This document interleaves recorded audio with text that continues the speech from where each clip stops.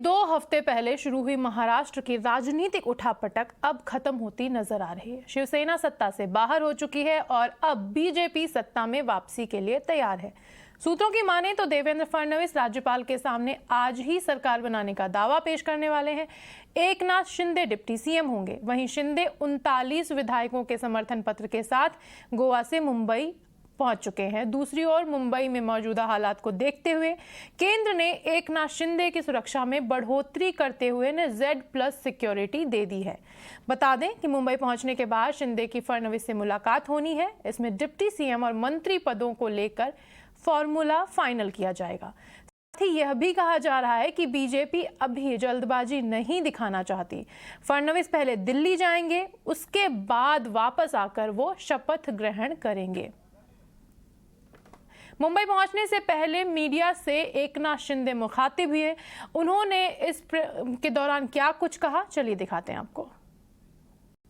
मुंबई जा रहा हूँ सर कोणाला भेटायला सब एमएलएस नाही गए सर मुंबईला मी जातो आहे राज्यपाल महोदयांना भेटायला। सर सब एमएलएस नहीं गए सर सब एमएलए यहाँ पर है और आगे बताएंगे। हमारी नेशनल एग्जीक्यूटिव भी आ रही है, उसके बारे में भी चर्चा हो रही है।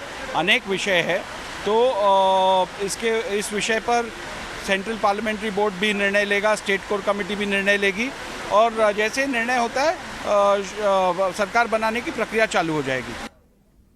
और हमें खबर मिल रही है कि शिंदे जो हैं वो मुंबई पहुंच चुके हैं और उन्होंने पहुंचने के तुरंत बाद फडणवीस से मुलाकात भी कर ली है। इस खबर पर ताज़ा अपडेट देने के लिए हमारे साथ जुड़ रहे हैं हमारे सहयोगी केतन वैद्य। केतन बताएं कि क्या है ताज़ा हालात, क्या है हलचल, क्या लग रहा है कि क्या आज ही शपथ ग्रहण हो जाना है? हाँ बिल्कुल, जो पिछले 8-10 दिन से महाराष्ट्र में सियासी घमासान छिड़ गया था तो एक निर्णायक मोड़ पे आ गया है।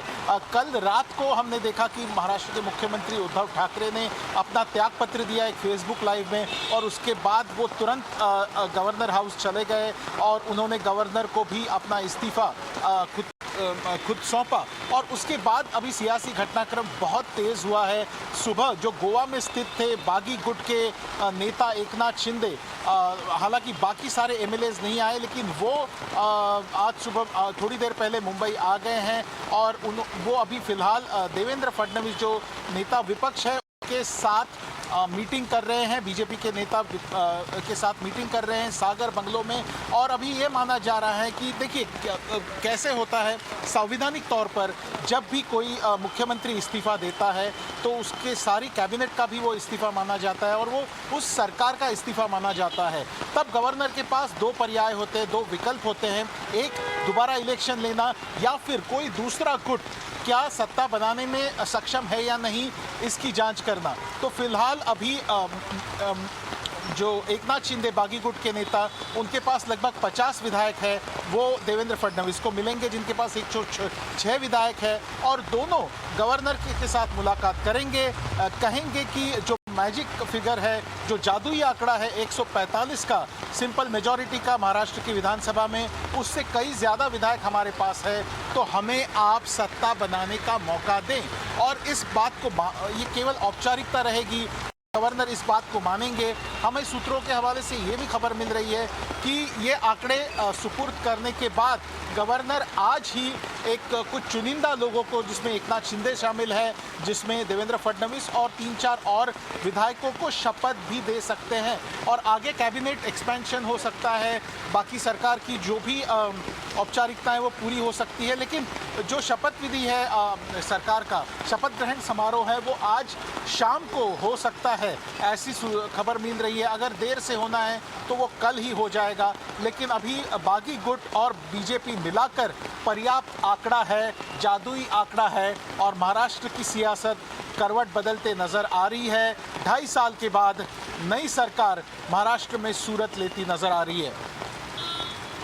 जानकारी देने के लिए, जैसा कि केतन बता रहे हैं कि आज से लेकर कल तक सत्ता परिवर्तन हो जाएगा, नया राज्य को नया मुख्यमंत्री मिल जाएगा। पिछले 8 दिनों से ये घमासान चल रहा था, उद्धव ठाकरे के इस्तीफे के साथ थम गया। तस्वीर साफ हो चुकी है, महाराष्ट्र में फिर से कमल खिलने जा रहा है।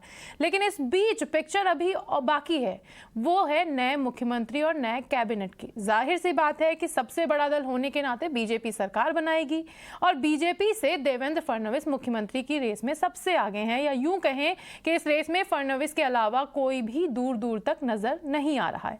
लेकिन फडणवीस की टीम में कौन कौन होगा और शिंदे गुट इस टीम में कितनी जगह पाएंगे, ये बड़ा सवाल है और इस पर अब माथापच्ची होनी शुरू हो चुकी है। लेकिन जो सूत्रों के हवाले से खबर आ रही है वो ये भी है कि मुख्यमंत्री बनने के बाद फडणवीस और एकनाथ शिंदे को उप मुख्यमंत्री पद दे सकते हैं। महाराष्ट्र की नई सरकार में मुख्यमंत्री, उप मुख्यमंत्री समेत कुल 38 मंत्री हो सकते हैं, जबकि उनकी कैबिनेट में टोटल 20 कैबिनेट मंत्री और 5 राज्य मंत्री हो सकते हैं। महाराष्ट्र बीजेपी अध्यक्ष चंद्रकांत दादा पाटिल को भी कैबिनेट मंत्री बनाया जा सकता है। वहीं एकनाथ शिंदे गुट से उनके समेत 9 कैबिनेट मंत्री और 4 राज्य मंत्री बनाए जा सकते हैं। शिंदे गुट के उन सभी विधायकों को नई सरकार में मंत्री बनाए जाने की संभावना है जो महाविकास अघाड़ी सरकार में शिवसेना के कोटे से मंत्री थे। बहरहाल इन खबरों पर मुहर लगना बाकी है। ये सभी सूत्रों के हवाले से खबरें हैं, अटकलें लगाई जा रही हैं, लेकिन बीजेपी की सरकार बनना तय है। इस पर भी करेंगे आज बात कि आखिर क्या नई सरकार की चुनौतियां होंगी और अब शिवसेना का क्या होगा, क्या वो जनता से सहानुभूति निभा पाएगी या नहीं। इन मुद्दों पर हमारे साथ बात करने के लिए जुड़ रहे हैं तेजस मेहता और विनोद यादव, जो कि राजनीतिक विश्लेषक और राजनीतिक पत्रकार हैं। आप दोनों का बहुत बहुत स्वागत है हमारे साथ इस शो पे। तेजस जी, सबसे पहले मैं आपसे जानना चाहती हूं कि बीजेपी सरकार बनाने के लिए तैयार है, लेकिन मुझे जानना है कि उनके सामने आने वाले वक्त में किस तरह की चुनौतियां होंगी। ये तय होना अभी बाकी है कि ये जो एकनाथ शिंदे का गुट जो है वो क्या अपने आप को पुराना शिवसेना कहता है, वो शिवसेना का नाम चाहती है, जो एक सिंबल होता है पार्टी का, जो बाण और तीर होता है वो सिंबल चाहती है। तो ये बात पे अभी भी कोई अभी क्लैरिटी आई नहीं है।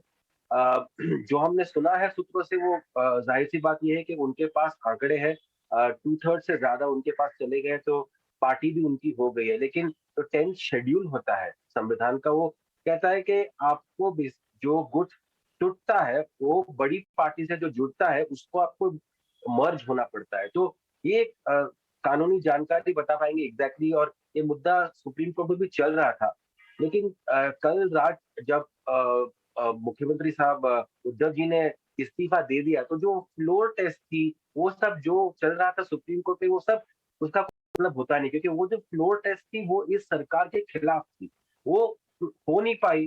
तो वो जो फ्लोर टेस्ट का भी कोई अर्थ होता नहीं है, जो जिसके वजह से ये सुप्रीम कोर्ट गए थे बागी नेता के, हमको डिस्क्वालिफिकेशन का मामला जो है वो भी एक अलग मामला है। तो ये सब चीजें भी अभी भी साफ तौर पे सामने आई नहीं, क्योंकि इनका हल ना जब तक होना कि ये अपनी पार्टी बना रहे हैं, बीजेपी में मर्ज हो रहे हैं, इसके ऊपर कोई नतीजा ना आए तब तक आगे कैसे सरकार चले। सबसे बड़ी चुनौती आगे यही है कि ये दल क्या वो बीजेपी में जुड़ती है, क्या वो अपने आप शिवसेना कहती है। इसके बाद जो कानूनी एक रिएक्शन जो होगा शिवसेना जो ठाकरे का कैंप है कि वो भी सरकार के पास जाएंगे, इलेक्शन कमीशन के पास जाएंगे कि हम असली शिवसेना है। तो ये असली शिवसेना कौन है, इसका जो एक कानूनी एक लीगल बैटल होने वाला है, वो मुझे लगता है सबसे बड़ी चुनौती अगले 10-15 दिनों के लिए चलेगी। जी, आप कह रहे हैं कि भले ही सत्ता का जो संकट था वो टल गया हो, नई सरकार मिल जाएगी, लेकिन ये जो पार्टी का खेल है, जो लीगल क्लैरिफिकेशंस आने हैं उनमें अभी वक्त लगेगा, ये खेल लंबा चलेगा। विनोद जी, बीजेपी की तरफ से हमने समझ लिया कि बीजेपी सरकार बनाएगी, लेकिन अगर मैं शिवसेना की बात करती हूँ तो शिवसेना अब आगे क्या कर सकती है, उनके रणनीति क्या होगी, वो इस मामले में किस तरह से आगे बढ़ेंगे? देखिए, शिवसेना की रणनीति क्या होगी ये कल उद्धव ठाकरे ने जो फेसबुक लाइव किया है उसमें थोड़ा थोड़ा संकेत पहले से ही दे दिया है। उन्होंने स्पष्ट कर दिया है कि वो जो है अब शिवसेना भवन में बैठेंगे। इसका मतलब साफ है कि अब उद्धव ठाकरे संगठन पे पूरी तरह से ध्यान देने वाले हैं। जैसे कि अभी अगले वक्ता कह रहे थे कि उनका जो धनुष बाण, ये जो चुनाव चिन्ह है वो कहाँ रहेगा, उद्धव ठाकरे की सबसे बड़ी अब तैयारी जो होगी वो अपनी पार्टी का सिंबल बचाने की होगी। विधानमंडल के अंदर उनके 39 या 40 विधायक टूट गए हैं। इसका मतलब स्पष्ट है कि विधानमंडल के अंदर शिवसेना जो है अब उनके पास में लगभग 15 विधायक ही बचे हुए हैं।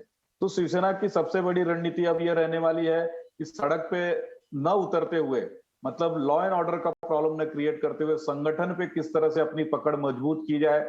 उसके साथ ही शिवसेना की एक मुंह और ये हो सकता है, जो उनकी रणनीति हो सकती है कि अब देवेंद्र फडणवीस जी चूंकि आज शाम को ही 7 बजे के आसपास वो शपथ ले रहे हैं, मंत्रालय में ये बात पूरी तरह से स्पष्ट हो गई है कि 4:30 बजे तक पत्रकारों को भी कहा गया था कि जिनको वो शपथ विधि कवर करना है उनका नाम मांगा गया है।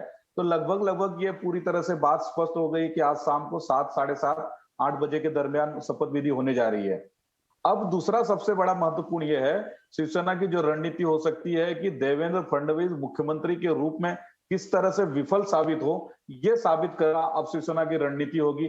जिस तरह से बुलेट ट्रेन का काम है, महाराष्ट्र में कुछ भी नहीं हो पाया है, ये देवेंद्र फडणवीस मुख्यमंत्री बनने के बाद उसको पूरा कर पाते हैं क्या? शिवसेना उसके अंदर क्या भूमिका अब तक रही है वो स्पष्ट है। इसी तरह से मेट्रो कार सेट का जो मामला है, वो कार सेट अब तक देवेंद्र फडणवीस मुख्यमंत्री बनने के बाद कार सेट क्या वापस से गोरेगांव के आर्य कॉलोनी में बना पाते हैं क्या?